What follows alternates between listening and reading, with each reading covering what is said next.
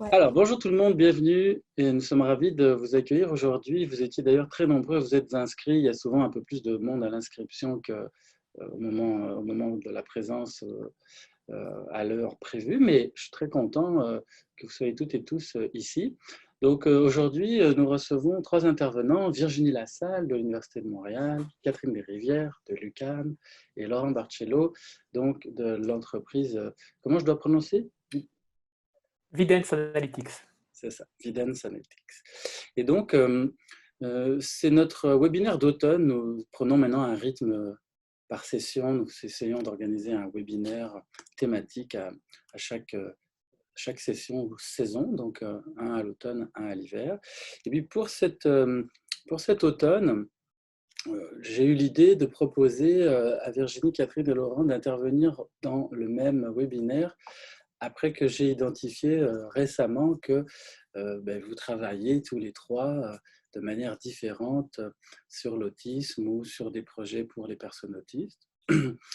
Et comme nous sommes une chaire de recherche en design et cyber-santé mentale, donc nous croisons trois grands domaines, santé mentale, design et technologie numérique, on a trouvé particulièrement intéressant de vous inviter ensemble. J'ai découvert au moment où j'ai reçu moi-même la subvention du concours Audace des fonds de recherche du Québec pour le projet mentaliste que nous développons dans la chaire, que Virginie était également lauréate de ce même concours pour la même année pour justement le projet dont elle nous parlera sur la conception des lieux par, pour et avec les personnes autistes. Et puis, j'ai découvert aussi que Catherine et Laurent, qui travaillent déjà depuis longtemps sur ces questions, étaient impliqués dans un projet d'outils de clavardage liés à de l'intelligence artificielle. Donc, tout cela faisait beaucoup d'écho avec nos projets au sein de la chaire. Et ça nous intéresse parce que nous menons des projets au sein de la chaire. Par exemple, nous menons un projet de euh, conception et développement d'une application mobile pour l'accès à des soins et à de l'aide en santé mentale orientée sur l'anxiété et la dépression. Et donc, par exemple, on va développer aussi un outil de clavardage dans le cadre de ce projet-là. Et globalement, ce qui nous intéresse, c'est justement ce carrefour du numérique et du design qui est encore assez rarement déployé sur les sujets de santé mentale. Et donc, l'intervention de Virginie, qui est moins liée au numérique, a ceci d'intéressant et de très rare et de très précieux pour nous, d'articuler design et autisme.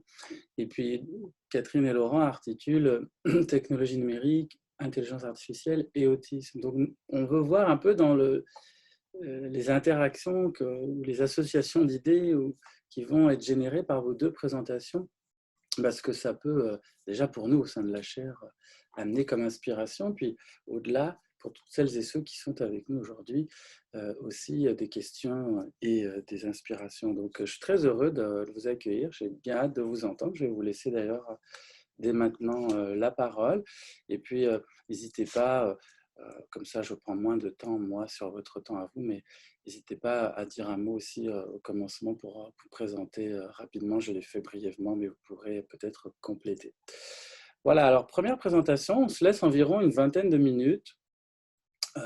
Puis ensuite, on échange aussi une vingtaine de minutes. On essaie de faire comme ça à parts égales la présentation des invités, puis l'échange avec les personnes présentes.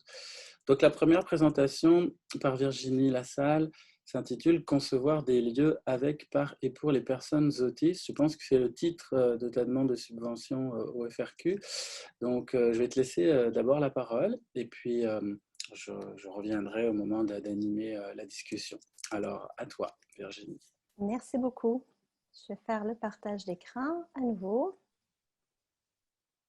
Alors, je vais vérifier, Sana, on voit bien mon écran? Oui. Excellent. Merci. Alors, bien, bonjour à tout le monde. Je vous remercie, je remercie la chaire de me donner la possibilité de présenter ce projet de recherche qui en est à ses tout débuts. Alors, je tiens d'abord à préciser que je ne suis pas une spécialiste de l'autisme, ni d'un point de vue de la connaissance savante et scientifique, ni par mon vécu. Alors, mon champ d'expertise porte sur la conception de l'environnement bâti, particulièrement du design d'intérieur, pour les environnements spécialisés ou conçus spécifiquement pour des personnes qui ont des vulnérabilités et des besoins particuliers dans leur relation à leur environnement. Alors, c'est pourquoi le projet de recherche dont je vais vous parler, il est fondamentalement pluridisciplinaire et multisectoriel, donc c'est le lien avec Audace, parce qu'il nécessite la participation de plusieurs disciplines et aussi de la participation de ceux et celles qui sont le plus concernés, c'est-à-dire les personnes autistes elles-mêmes. Je tiens donc à nommer les co-chercheurs et collaborateurs d'emblée parce qu'ils sont essentiels à l'existence de cette recherche. Donc, il s'agit, comme vous voyez sur la diapositive en bas à droite, de Baudouin Forgeau d'Arc, qui est médecin pédopsychiatre, spécialiste de l'autisme, il est professeur à l'Université de Montréal. Vincent Larivière, qui est professeur en sciences de l'information à l'Université de Montréal aussi. Et Mathieu Giroux, qui est une personne autiste, un grand communicateur sur l'autisme et qui est partenaire de la recherche. Donc, il a été impliqué dans l'idéation et dans la proposition de recherche. Ma présentation va s'organiser en 4 parties. D'abord, je vais parler du contexte général, un peu l'état de la situation par rapport aux connaissances actuelles, aux pratiques de conception d'environnement destinées aux personnes autistes. Je vais ensuite vous faire une petite histoire rapide derrière le projet de recherche. Je vais présenter le projet de recherche lui-même à travers ces 3 volets. Et enfin, je vais nommer différentes contributions que la recherche vise. On déplace les petites fenêtres pour avoir accès. Voilà.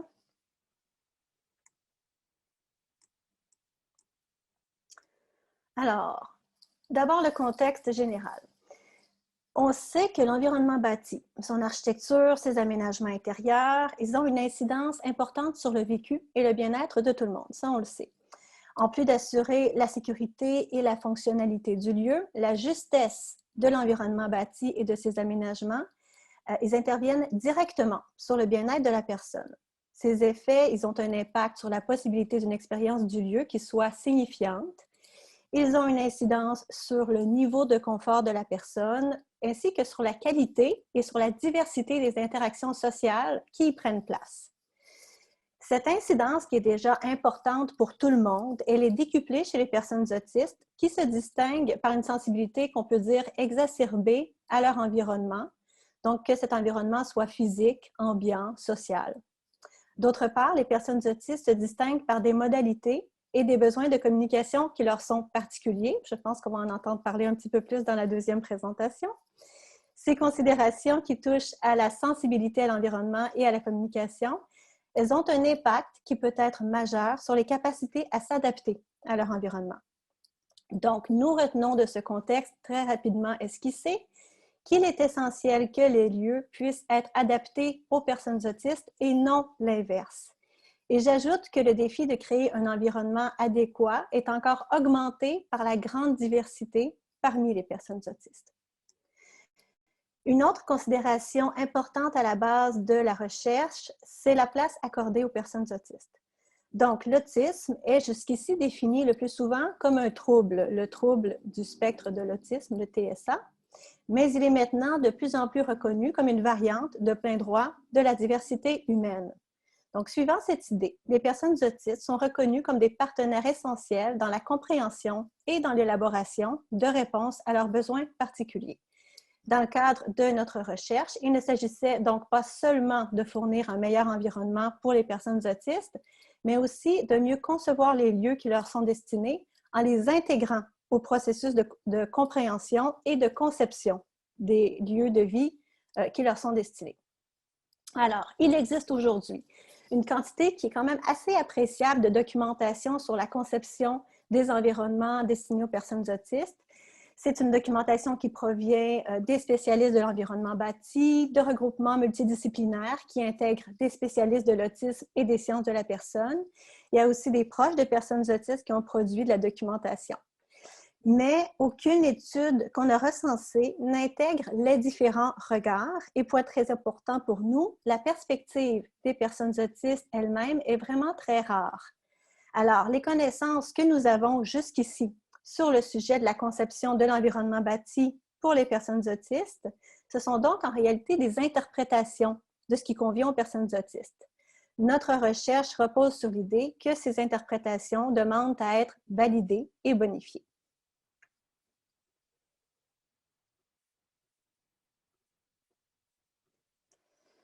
J'enchaîne maintenant sur la petite histoire derrière le projet de recherche.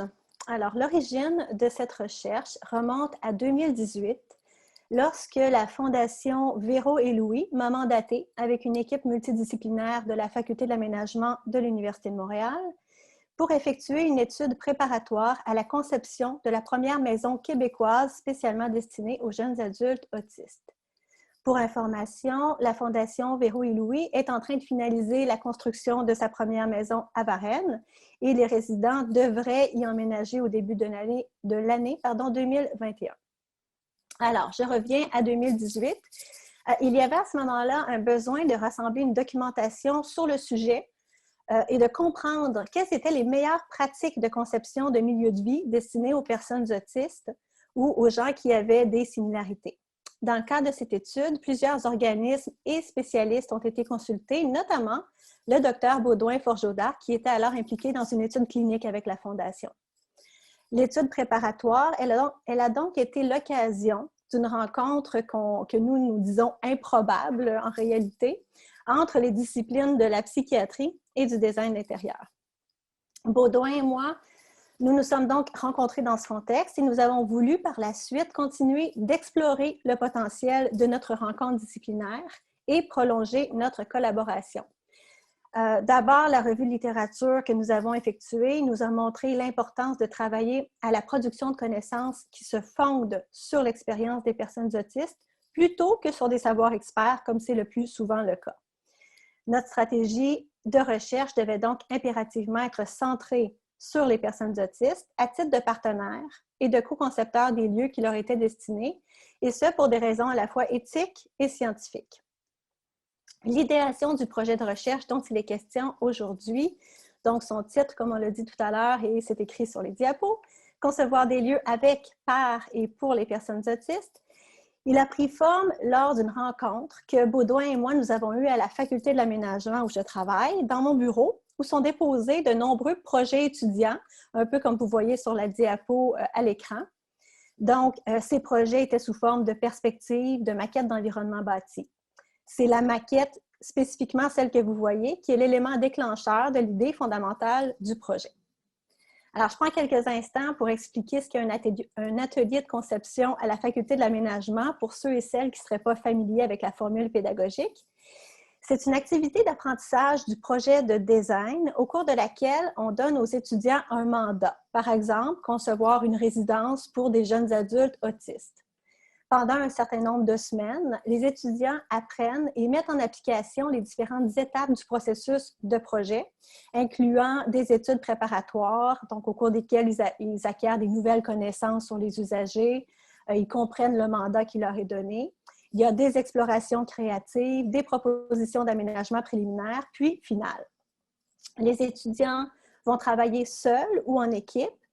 Ils sont accompagnés par des enseignants qui effectuent un suivi régulier de l'avancement du projet. La formule pédagogique, en plus de former les étudiants à la mise en pratique de connaissances, ça vise l'émulation et l'innovation dans le développement de solutions de design. Au fil du processus de projet, les étudiants réalisent différentes productions, dont les vues en perspective et les maquettes réalisées pour communiquer des intentions, des concepts, des aménagements. Alors, je reviens à la rencontre de Baudouin et moi. Donc, nous avons réalisé, en fait, le potentiel d'un dispositif de conception qui était possible par la rencontre de nos deux disciplines à partir de ces représentations de l'espace aménagé, parce que Baudouin était d'avis que ces représentations, ils avaient une grande capacité à exprimer facilement les lieux, les ambiances, les expériences spatiales, et que ça serait un appui vraiment précieux à la communication avec les personnes autistes. Le mode de travail collaboratif en atelier de projet et les productions des étudiants en design nous sont apparus comme un support d'idéation, de communication et de compréhension de l'expérience qui était privilégié dans le cadre d'une co-conception avec, par et pour les personnes autistes.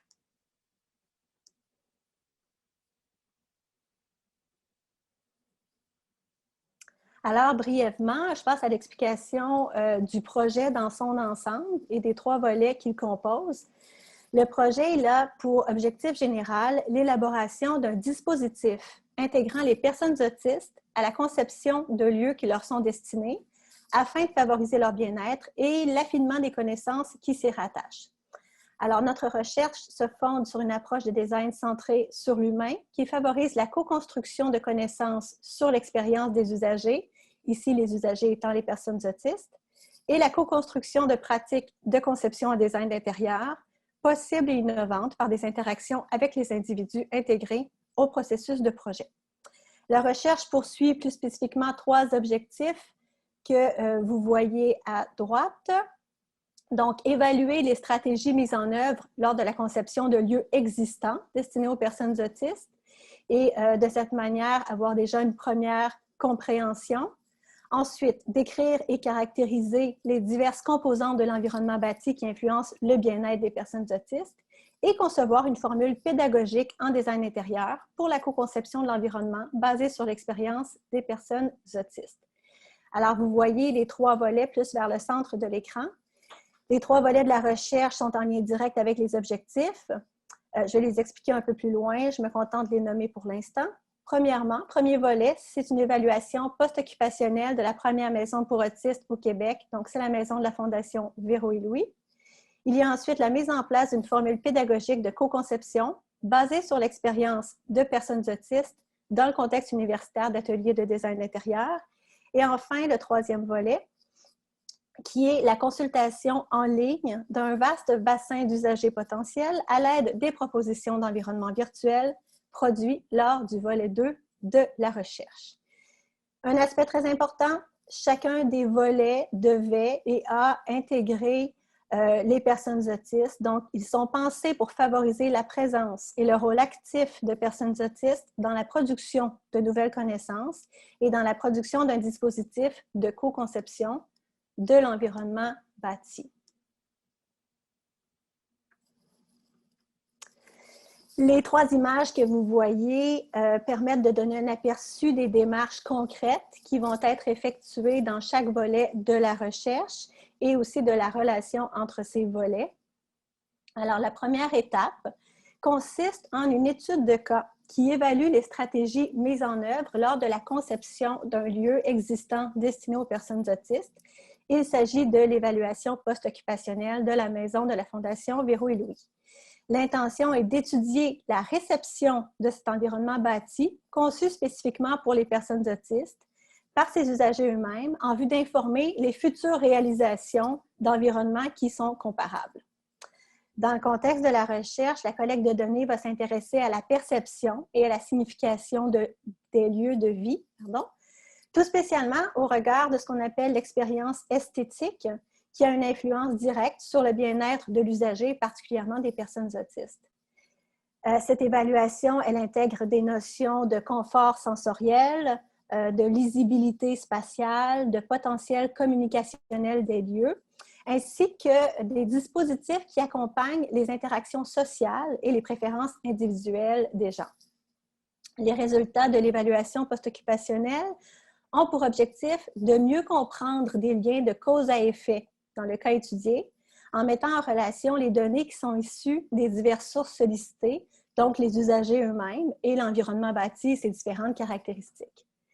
Les résultats du premier volet doivent permettre de cerner d'abord les facteurs qui ont une influence sur l'appréciation du lieu par ses usagers et d'en proposer une première compréhension. Au centre, vous avez une représentation de ce qui est le volet 2 de la recherche. Donc, c'est un atelier de design. Alors, ce volet 2 articule l'étude de cas du volet 1 à une démarche de recherche-création qui prend place dans le contexte d'un atelier du baccalauréat en design intérieur de l'Université de Montréal. Dans ce contexte, les étudiants recevront le mandat fictif d'élaborer un environnement dédié aux personnes autistes par une approche de design fondée sur des faits avérés. Les résultats issus de l'évaluation post-occupationnelle seront fournis aux étudiants comme considération devant fonder leur travail de conception. Alors, suivant un processus de co-conception, incluse au processus de design, ces participants seront sélectionnés, préparés et accompagnés selon une approche du patient partenaire qui est mise de l'avant par la Faculté de médecine de l'Université de Montréal. Les personnes autistes, dans le cadre du projet, elles seront considérées comme des designers partenaires de milieux de vie qui leur sont destinés. C'est une approche qui favorise le développement de co-compétences de la part des différents acteurs impliqués dans la démarche de co-conception. Donc ici, les acteurs sont les personnes autistes elles-mêmes et les étudiants en design, qui sont les futurs concepteurs de l'environnement bâti de demain. La technique du design basé sur un scénario sera par exemple utilisée pour faciliter la collaboration et la communication au sein des équipes de design. Et les équipes elles-mêmes seront accompagnées par des tuteurs et des auxiliaires d'enseignement qui sont spécialement formés pour suivre ce projet et assister les équipes. Au terme de la démarche de conception, des représentations d'environnements virtuels imaginés par les équipes de design seront produites et serviront au volet 3 de la recherche. Donc, les productions sont ici les vues en perspective exprimant en 3 dimensions les lieux conçus et leurs ambiances, des maquettes d'espace et des aménagements, par exemple. Enfin, le volet 3 de la recherche, vous en voyez un exemple à la droite de l'écran. Il s'inspire de la production participative par l'élaboration d'un outil de consultation en ligne. Nous souhaitons que cet outil de consultation utilise les représentations d'environnements virtuels développées par les équipes de design au volet 2 pour sonder une vaste population à l'aide d'une interface développée dans le cadre de cette recherche. Cette collecte, qui représente une opportunité encore inexploitée jusqu'ici par la communauté scientifique, complète et permet d'augmenter l'envergure de la réponse donnée aux objectifs de la recherche. Les répondants, qui seront les personnes autistes et leur entourage, transmettront leurs réactions aux propositions d'espaces virtuels. Le volet 3 devrait permettre de saisir avec plus de finesse les facteurs de l'environnement bâti qui influencent le bien-être des personnes autistes en rejoignant un nombre important de participants. Donc, nous espérons que la quantité des répondants pourra fournir un échantillonnage de la diversité des sensibilités et des préférences chez les personnes autistes. Alors, j'ai bien sûr bien hâte d'entendre ce que Catherine Desrivières et Laurent Barcelot nous présenteront tout à l'heure. J'ai l'impression que leur travail pourrait notamment alimenter cette partie de la recherche.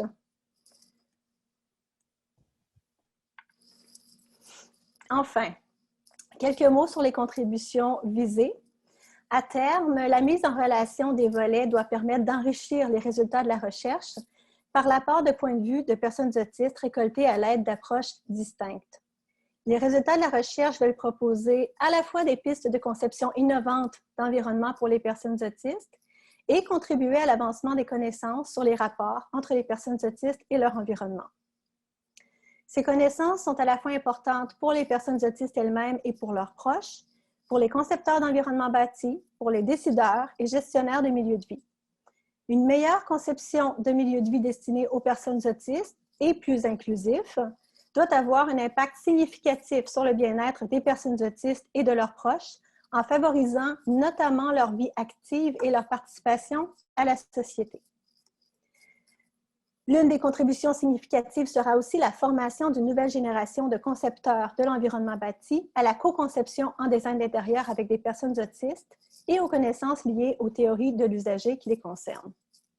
Une autre contribution est évidemment la conception du dispositif de design centré sur l'humain, donc tout ce dispositif que nous mettons en place, qui pourra être reproduit dans d'autres situations, par exemple dans les cas où il est nécessaire d'intégrer les futurs occupants au processus de conception de lieux qui leur sont destinés.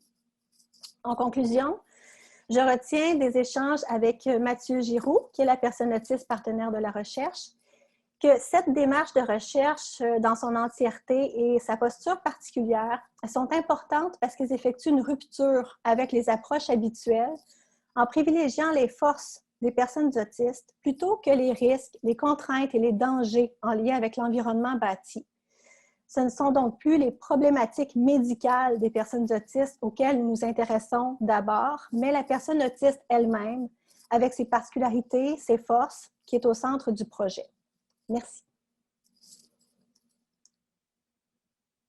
Merci Virginie. Alors, parfaite présentation de 20 minutes. On avait dit 20 minutes, Virginie a fait 20 minutes, donc c'est nickel. Ça met un peu la pression à nos prochains intervenants. En tout cas, un grand merci. Je vais mettre l'enregistrement sur pause comme on l'avait convenu pour maintenant ouvrir le temps des échanges. Je me suis noté moi aussi des des points ou plein de petites questions qu'on pourra aussi discuter ensemble plus tard pour pas que je prenne la parole maintenant. Donc, je vais laisser un petit peu les personnes présentes intervenir. Bien, nous allons maintenant passer à la seconde présentation. J'en profite pour présenter Sana Boudra qui anime avec moi le webinaire. Je n'ai pas pris le temps de le faire au début. Allô. Et qui est stagiaire postdoctorale au sein de la chaire Diamant à l'UQAM et qui d'ailleurs a fait son doctorat en design à l'Université de Montréal, à la faculté de l'aménagement dont provient Virginie également. Merci Sana de ta présence et de ton aide.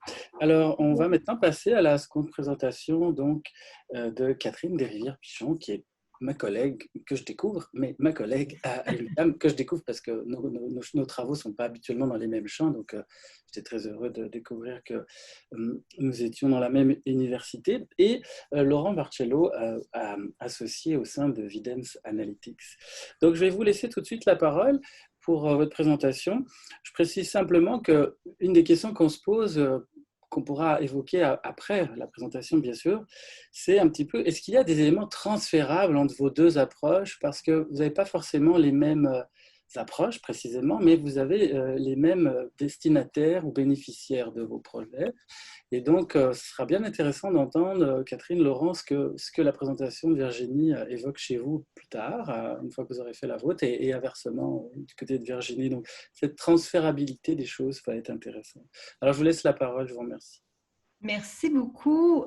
Oui, en effet, il y a plein de commentaires et de choses similaires dont on va parler, je pense, parce que, bon, notamment parce que le monde de l'autisme étant petit, même si je n'avais pas la chance de connaître Virginie, je connais Baudouin, je connais Mathieu Giroux, bon, non, c'est un petit monde, et puis voilà, on se connaît, et toutes les préoccupations dont il y a été question sur la façon d'impliquer des personnes autistes au sein des équipes de recherche, moi, je peux vous dire que c'est quelque chose, on va y revenir dans la présentation, mais qui évidemment fait partie de mon quotidien depuis longtemps.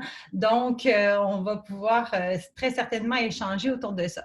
Ce que je vous propose aujourd'hui, je vous fais un petit peu très brièvement le plan de la présentation qu'on va séparer là, entre Laurent et moi.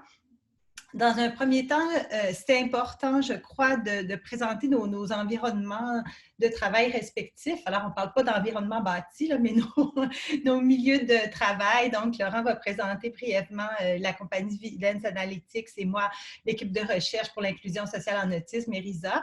Et puis, justement, on pourra discuter là, des questions d'inclusion autour de cette équipe-là. Dans un deuxième temps, je vais vous présenter le premier projet qui est à l'origine finalement de notre collaboration, qui est un projet de base de données et d'application en lien avec l'autisme. Et ensuite, Laurent présentera le cœur de notre présentation, c'est-à-dire le projet de chatbot là, qui a été financé par le ministère de l'Économie et de l'Innovation. Donc voilà, Laurent, je te passe la parole pour la deuxième diapo. Il faut ouvrir le micro. Je l'avais ouvert et il s'est refermé. Alors, deux mots. D'abord, pour présenter Vidence, je vais être très bref, en fait. Donc, chez Vidence, nous, on accompagne nos clients dans la mise en place et l'exécution de stratégies de croissance basées sur l'intelligence artificielle, et on a essentiellement trois axes autour duquel on fait ça. Le premier axe, c'est des axes de développement de solutions d'intelligence artificielle bout en bout, depuis le besoin du client jusqu'au déploiement dans l'architecture du client. Le deuxième axe, c'est un axe de consultation stratégique relié à la donnée et à l'intelligence artificielle. Et puis le troisième axe, c'est un axe de formation qu'on a notamment pas mal développé avec le confinement durant la COVID. Voilà. Et pourquoi on fait ça? Donc chez Vidence, on a décidé, on est une jeune compagnie qui a un tout petit peu plus de 2 ans d'existence, et on a décidé qu'on allait se doter d'une charte de valeurs pour guider un petit peu qui on est comme compagnie. Et dans cette charte de valeurs, il y a plusieurs chapitres, et un des chapitres, c'est notamment la conscience sociale et environnementale. Alors, on sait que quand on parle d'intelligence artificielle, c'est souvent des thèmes qui reviennent, les aspects reliés au biais, à l'empreinte écologique, aux choses qu'on fait, ce qui peut être plus ou moins compatible avec les valeurs.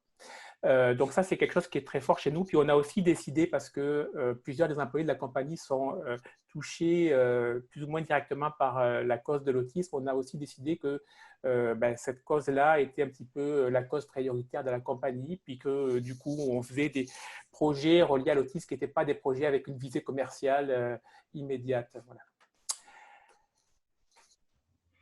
Merci. Donc, je vais vous parler maintenant de notre équipe de recherche ERISA pour l'inclusion sociale en autisme. C'est une équipe de recherche qui est financée par la Faculté des sciences humaines de l'UQAM dans leur programme d'équipe en fonctionnement. Et c'est une recherche qui est aussi, une équipe qui est aussi financée par le Conseil de recherche en sciences humaines du Canada dans le programme de développement de partenariat.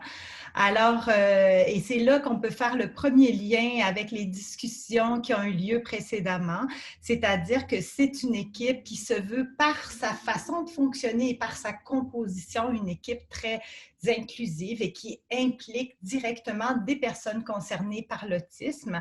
Donc, on est 13 membres, évidemment des professeurs d'université en majorité, on est 9 professeurs d'université de 4 universités différentes, mais vraiment dans une perspective très interdisciplinaire. Moi, je suis professeure en sociologie, mais je travaille avec des gens de psychologie, de psychoéducation, d'orthophonie, santé publique. Bon, on est vraiment différentes disciplines, mais ce qui est au cœur vraiment de notre équipe, c'est l'inclusion de personnes qui sont directement concernées par l'autisme. Donc, une personne autiste, Lucilla Guerrero, une mère de 2 enfants autistes, Nadia Lévesque, et notre partenaire privilégié. Donc, on a un partenariat qu'on a développé de longue date avec la Fédération québécoise de l'autisme. Donc, le président de la fédération est membre en titre de notre équipe de recherche. On a aussi un partenaire du milieu scolaire, une psychologue clinicienne qui travaille en milieu scolaire. Et donc, on travaille vraiment avec ses membres externes et on a vraiment développé des méthodes pour essayer de faire en sorte, parce qu'il ne suffit pas pour pouvoir travailler de manière inclusive d'avoir des personnes autistes dans notre équipe, même si c'est une étape très importante et intéressante, mais on a essayé de développer, notamment avec nos liens très étroits dans le milieu communautaire, d'avoir toutes sortes de manières de mobiliser le terrain qui est, comme on l'a dit, très varié, parce que l'autisme, comme vous le savez, c'est un spectre et qui a vraiment une très, très grande diversité de personnes autistes et de situations. Et l'objectif de notre équipe de recherche, parce que c'est une équipe qui conduit évidemment un ensemble de recherches, c'est vraiment de développer des recherches qui sont dans une perspective inclusive, d'une part parce qu'elles visent à mieux comprendre tous les enjeux d'inclusion sociale, de participation sociale, alors à la fois marché du travail, emploi, etc., mais aussi dans nos propres pratiques, dans nos propres méthodes de recherche, essayer de développer des méthodes de recherche qui sont inclusives et qui donc facilitent la participation sociale en elle-même. On s'intéresse aussi à l'inclusion des familles parce que les problèmes d'inclusion touchent évidemment les personnes autistes directement, mais touchent aussi beaucoup les familles. Moi, j'ai travaillé pendant des années sur la question des mères d'enfants autistes. On sait qu'elles ont beaucoup de difficultés à conserver un emploi, etc. Donc, c'est un enjeu qui est très important. Notre partenaire privilégié, comme je vous disais, la Fédération québécoise de l'autisme, je vous le présente un peu parce que c'est vraiment les besoins de ce partenaire-là qui sont à l'origine de nos projets là, dont on va vous parler. C'est une fédération donc, qui regroupe l'ensemble des organismes communautaires en autisme au Québec. Donc, ils ont vraiment une visée, une mission de défense des droits. Donc, vraiment, ils interviennent dans les politiques publiques pour conseiller les décideurs politiques, mais ils ont en même temps un pied sur le terrain parce que toutes les associations régionales sont vraiment, proviennent du terrain et sont vraiment nourries par l'expérience des familles et l'expérience des personnes adultes autistes. Je vous dis quelques mots sur nos principaux travaux en cours qui ne sont pas ceux dont on va parler aujourd'hui, mais je pense que tout ça est en lien et c'est des projets qui se nourrissent les uns des autres. Les principaux travaux qu'on a en cours portent sur l'inclusion des personnes autistes en milieu de travail et en milieu scolaire. Et une des particularités de cette recherche, là je parle de ma recherche CRSH partenariat, c'est vraiment de mettre en commun nos réflexions sur l'inclusion à l'école et en emploi, puisque malheureusement, la plupart des recherches sont faites un peu en silo. Donc, on pense l'inclusion à l'école, on pense l'inclusion en milieu de travail, mais les ponts qui paraissent évidents entre les deux ne se font pas malheureusement de façon si évidente que ça.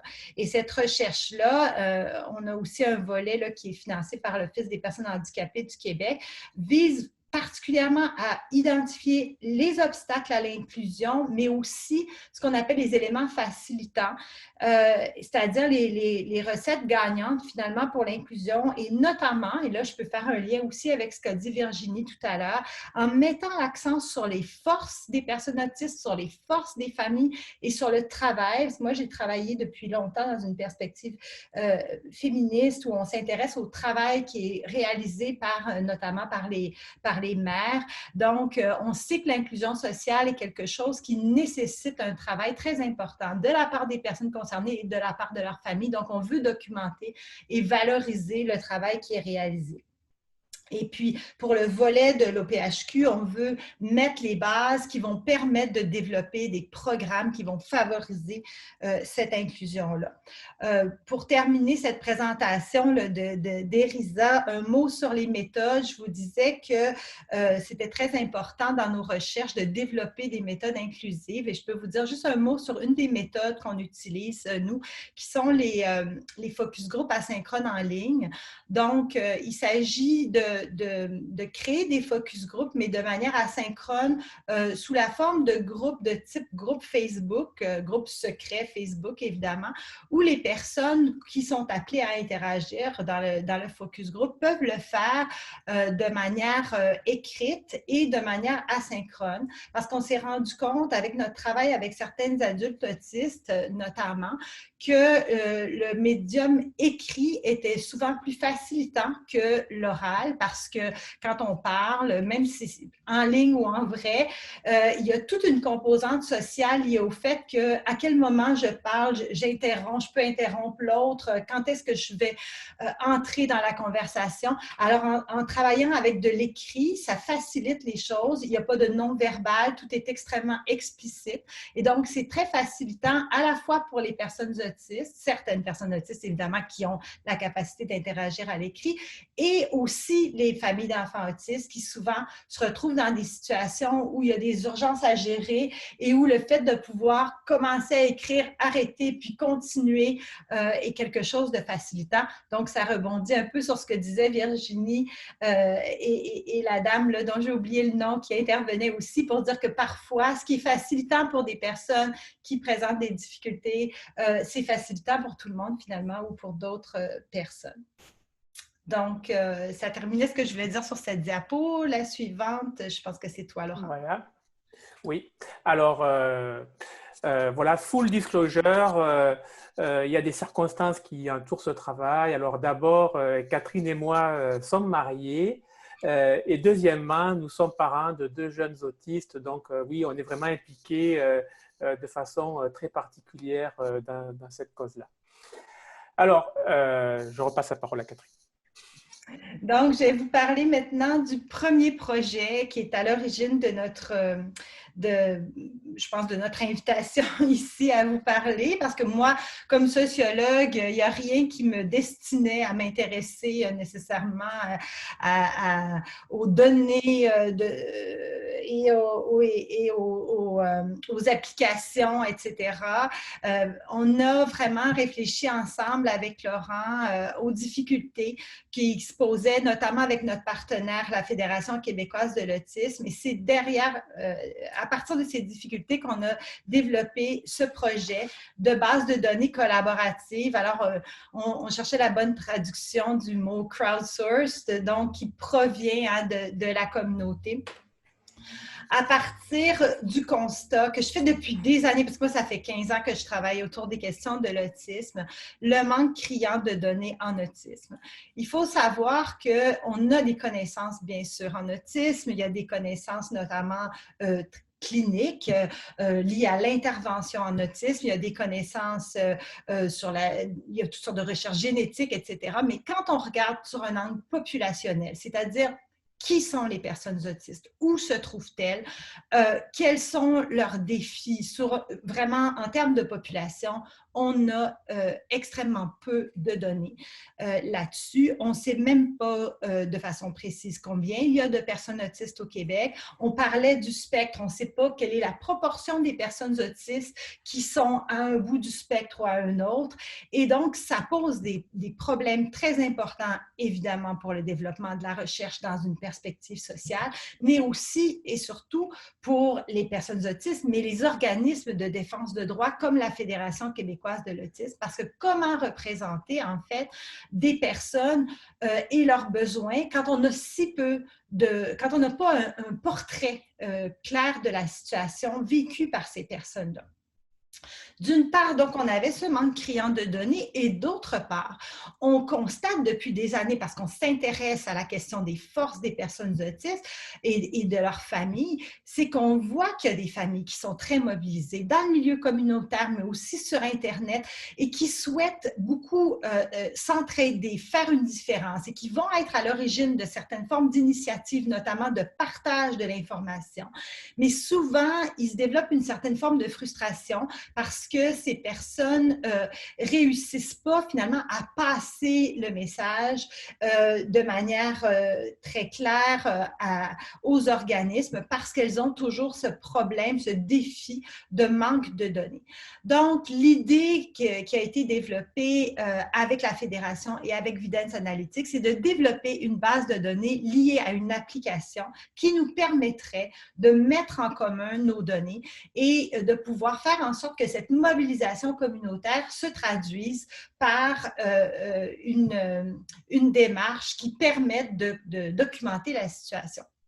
Donc, l'idée, c'est d'avoir une application. Alors, imaginons, il y a plusieurs formes que peut prendre cette application, mais l'exemple d'une application téléchargeable sur un téléphone qui pourrait être téléchargée par tous les membres des associations et donc de la communauté, des parents d'enfants autistes, des personnes autistes, etc. Et qui serait évidemment, qui appartiendrait à la Fédération québécoise de l'autisme. Et ça permettrait aux personnes elles-mêmes de décrire leur situation. Donc, par exemple, quel est l'âge de l'enfant, si on parle d'une famille, quel est le diagnostic, quel est l'âge au diagnostic, quelle intervention a été faite auprès de cet enfant-là, quelle scolarisation l'enfant a, quels sont ses besoins, ses défis, etc. Donc, la personne elle-même peut nous donner cette information que, par ailleurs, comme je vous l'expliquais, on a très peu parce que souvent, les données qu'on a, c'est des données du milieu médical ou du milieu scolaire qui sont des données très imparfaites puisque c'est seulement les gens qui reçoivent des services qui vont être comptabilisés, alors qu'on sait que l'immense majorité, malheureusement, des personnes autistes et des familles ne reçoivent pas de services ou reçoivent des services uniquement du système privé. Donc, avec cette application-là, les gens pourraient remplir cette base de données et nous donner de l'information. L'autre caractéristique, évidemment, de cette base de données, c'est le fait que ça puisse être fait sous une forme évolutive, c'est-à-dire que lorsque 6 mois plus tard, à l'heure de la rentrée, par exemple, maintenant, pouvez-vous mettre à jour, nous dire votre enfant, dans quelle classe est-il, quelle aide reçoit-il, etc. Donc, les outils de l'application permettraient de faire des rappels à des moments opportuns pour que cette base de données soit remplie de la manière la plus facile possible et la plus participative possible. Et de manière personnalisée, puisque, par exemple, un enfant, bien, comme on connaît son âge, on peut demander des choses sur sa scolarisation. Si on sait que c'est une personne adulte qui reçoit tel type de service, on peut demander des services, etc. Donc, ça, c'est le volet collecte de données. Alors, pourquoi les gens feraient ça? C'est parce qu'il y aurait aussi dans l'application un volet d'échange d'informations. puisque la Fédération québécoise de l'autisme a depuis des années un ensemble d'outils, de trousses, d'informations qui sont disponibles pour les personnes, mais c'est tellement difficile de s'y retrouver pour les personnes étant donné la grande diversité des besoins. Donc, on pourrait, l'idée, c'est de développer une application qui fasse en sorte qu'au moment opportun et de manière ciblée, l'information puisse être transmise aux personnes concernées. Donc, par exemple, l'enfant qui atteint l'âge de 5 ans, on sait qu'il doit s'inscrire à l'école, il peut recevoir à ce moment-là une information ciblée sur quels sont les enjeux, comment on fait pour inscrire l'enfant à l'école, comment on fait pour demander des services. Quand arrive l'âge de 18 ans, quand arrivent des événements comme, par exemple, les fêtes de Noël, ça peut paraître banal, mais il y a beaucoup de familles d'enfants autistes qui nous disent que c'est des moments qui sont extrêmement difficiles étant donné les enjeux sociaux. Il y a des outils qui existent, on pourrait leur transmettre à ce moment-là. Les personnes autistes, même chose, les informations ciblées et selon leurs besoins. Donc, c'est vraiment les deux volets, à la fois collecte des données et échange d'informations. On peut aussi en venir à développer la possibilité pour les personnes concernées de pouvoir avoir accès, évidemment de manière anonymisée, mais l'information sur leur communauté. Donc, les personnes, par exemple, dont l'enfant prend tel type de médication, pourraient savoir, mais quelle est la proportion des enfants qui reçoivent le même genre de médication ou le même genre d'intervention, etc., etc. Donc, les retombées peuvent être importantes, évidemment. Comme je vous le dis, c'est vraiment une demande de notre organisme partenaire, la Fédération québécoise de l'autisme, qui va être en mesure de pouvoir aller faire son travail de défense des droits, de revendiquer les services nécessaires pour les familles, mais en ayant en main des informations quantifiées qui ne seront pas parfaites, mais qui vont être bien meilleures que ce qu'on peut avoir actuellement. Évidemment, pour des équipes de recherche comme la nôtre, ça permet d'ouvrir toute une possibilité de réflexion et de recherche également. Et finalement, pour les personnes autistes, pour les familles, la possibilité de se mobiliser via la fédération par le biais de cette application-là et de la base de données qui va y être associée. Voilà, donc, diapo suivante, Laura. Voilà, donc pour le second projet, donc, qui est le projet de prototype de chatbot adapté aux personnes autistes avec difficultés de communication. Donc, ce projet-là, en fait, c'est un projet qui se greffe sur le projet précédent de base de données. Et en fait, Catherine l'a expliqué, donc ce projet précédent de base de données, c'est un projet qui est entre guillemets autoporté parce qu'il aura un système qui permettra d'entrer les informations et d'en recevoir sous forme d'application mobile ou d'application web.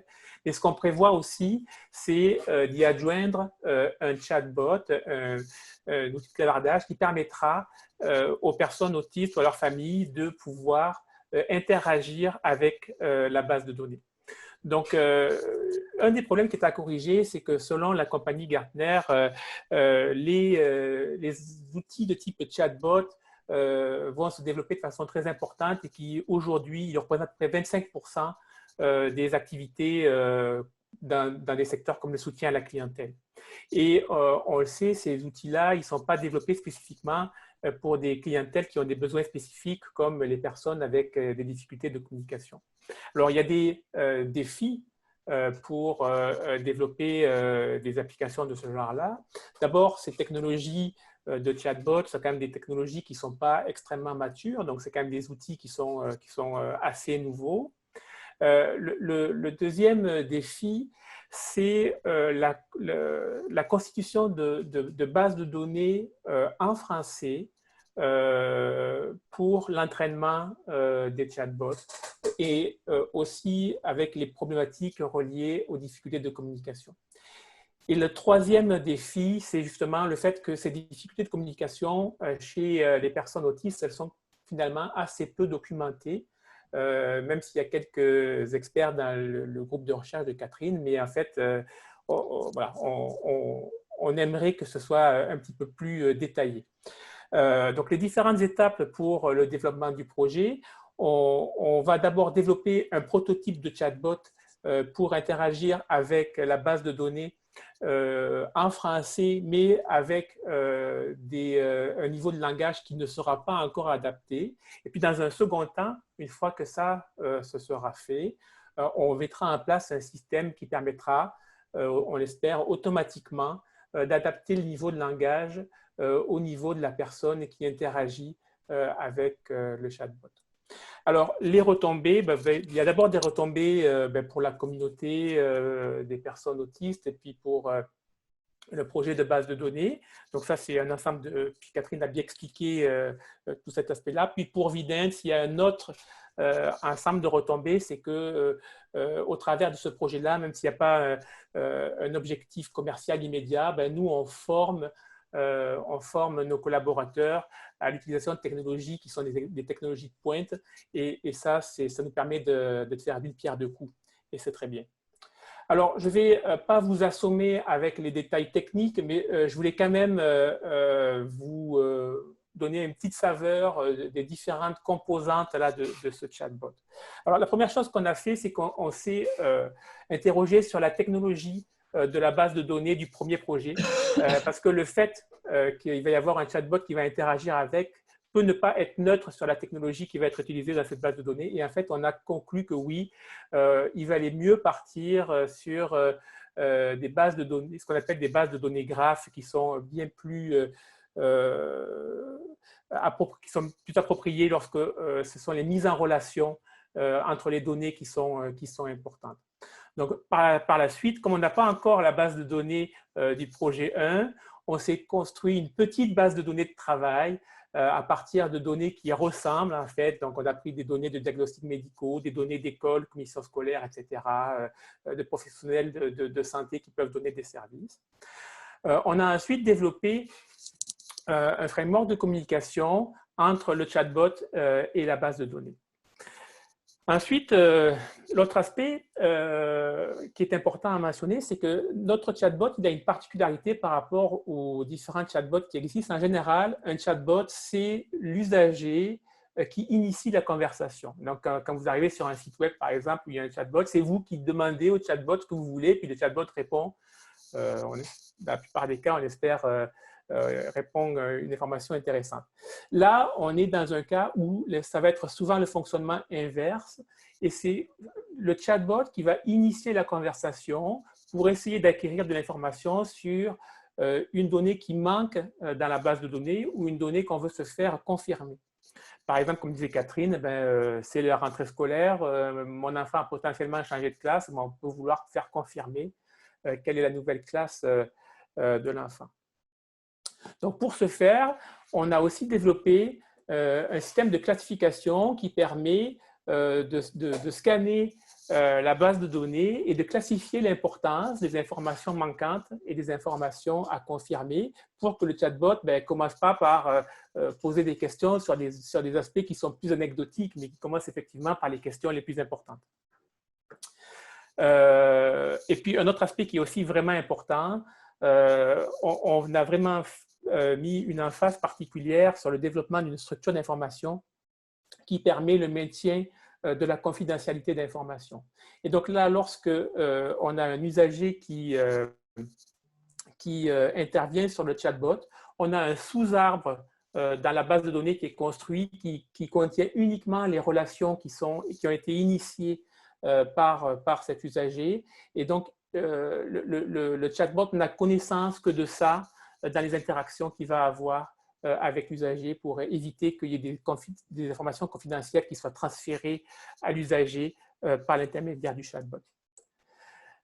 Puis ensuite, là, on a développé des pipelines de conversation. Donc, pour gérer des conversations, par exemple, poser une question et puis s'assurer avec une boucle de rétroaction que c'est bien la réponse qu'on avait compris qu'il faut mettre dans la base de données parce qu'on veut aussi quand même avoir des données qui ont une certaine intégrité.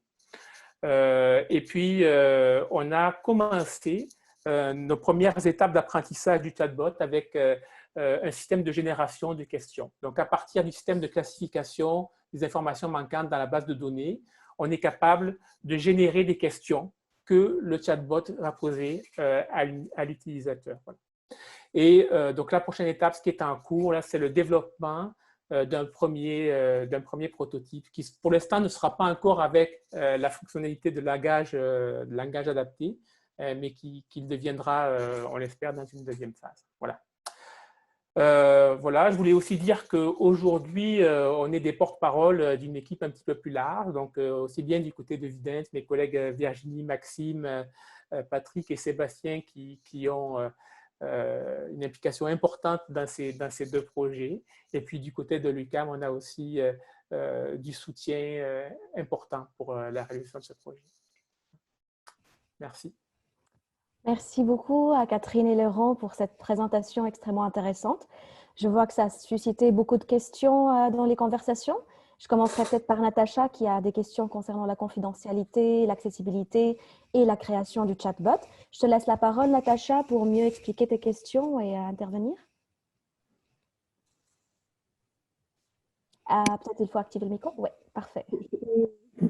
Donc effectivement, j'avais d'abord eu une question par rapport à la confidentialité des données parce que toutes les données dont vous parliez sont de manière générale des données reliées à la santé. Or, toutes les données reliées à la santé sont des données personnelles et normalement sont très réglementées d'un point de vue de la loi. Donc, comment est-ce que vous pensez pouvoir récolter ces données tout en gardant le caractère légal pris en compte? Ça, c'était la première question. Après, j'avais eu une question. J'ai juste mentionné le fait, attention, les chatbots, de manière générale, ne sont pas accessibles. Donc, je ne sais pas si vous... J'ai pas bien compris si vous créez votre propre chatbot ou si vous prenez un chatbot qui est déjà créé. Mais, on crée notre chatbot. Vous créez votre chatbot. Dans tous les cas, il vous faudra faire très attention à l'accessibilité. Bien sûr. Alors, je peux peut-être répondre sur la première question, puis Laurent sur la deuxième, ou en tout cas, je sais pas, Laurent, si tu veux répondre aux deux. C'est très important, la question, évidemment, de la confidentialité. On se la pose et on se l'est posée. Ce qui est important, puis je veux peut-être rebondir avec la discussion préalable qu'il y avait eu sur le design, c'est-à-dire le fait de considérer la recherche ou en fait le projet sous l'angle des personnes directement concernées. Moi, ça fait 15 ans que je travaille sur la question des familles d'enfants autistes et je peux vous dire que même si bien sûr qu'on veut la confidentialité puis qu'on veut se conformer à la loi et on va prendre toutes les précautions possibles, mais notre vision de chercheurs de l'utilisation des données et celle de nos familles, parce que je parle des familles plus particulièrement, peut différer dans la mesure où si ça vient de la Fédération québécoise de l'autisme, en fait, la Fédération regroupe des organismes qui sont portés par les familles. C'est une demande des familles de partager leurs données, de mettre en commun cette information. C'est très important que ça reste dans le milieu communautaire. Il ne faut pas que ce soit des données qui appartiennent jamais à une organisation autre que la Fédération. Il y a toute une réflexion à faire sur où physiquement on va placer ces données-là. Mais quand on parle de crowdsource, c'est que c'est les personnes concernées elles-mêmes qui veulent mettre en commun leurs données dans une démarche de défense de leurs droits. On est comme ça et on veut faire savoir nos réalités. L'autre élément qui est extrêmement important, c'est celui, évidemment, du caractère volontaire, parce que je voyais un peu la question, est-ce que c'est intrusif et tout ça. Évidemment, ce ne sera jamais quelque chose d'imposé à qui que ce soit. Les organismes régionaux, parce que la Fédération fédère des organismes régionaux qui sont des gens physiquement, qui se connaissent, qui se rencontrent, bien, c'est dans ce contexte-là que l'application va être proposée aux personnes qui le souhaitent. Et lorsqu'elles téléchargent l'application, ça va être très clair qu'elles pourront partager ce qu'elles veulent partager, mais qu'au moment où elles le téléchargent, bien, si elles ne veulent pas partager rien, bien, il ne faut pas qu'elles téléchargent l'application. Ce n'est jamais quelque chose qui va se faire de manière ni imposée, ni même suggérée. C'est de donner un outil à des gens qui eux-mêmes veulent faire valoir leur situation, leurs besoins, etc., pour le faire de manière commune. Donc, nous, c'est vraiment une démarche qui est bottom-up. Et ça ne règle pas les problèmes de confidentialité. Bien sûr qu'on veut faire en sorte que ces données ne soient jamais accessibles à d'autres personnes, mais ça va être vraiment... c'est vraiment un projet communautaire, donc il faut vraiment l'appréhender comme ça. Ce qui me frappe dans ce que vous venez de dire sur les données, je me permets d'insérer un commentaire, c'est que, et je trouve ça très intéressant, là, ça m'instruit personnellement, c'est que dans la population générale, le sujet des données est un sujet qui est devenu un sujet de crainte. Parce que justement, les données, il y en a beaucoup, il y en a trop, on ne sait pas toujours comment elles sont collectées, encore moins si on consent à ce qu'elles le soient. Et là, ce qui me frappe dans ce que vous présentez avec cette logique communautaire, c'est qu'on est dans une situation où la population qui est visée, donc la population autiste, elle est à l'inverse dans un manque de données. Donc, et donc, je crois qu'effectivement, ça répond bien à ce que Catherine, tu viens de dire, parce que peut-être que les enjeux éthiques ne sont pas les mêmes. C'est comme s'il y avait une espèce d'injustice des données, parce que la population générale en a tellement des données que finalement, je vais le dire de manière un peu provocatrice, tiens, c'est le moment de couper l'enregistrement.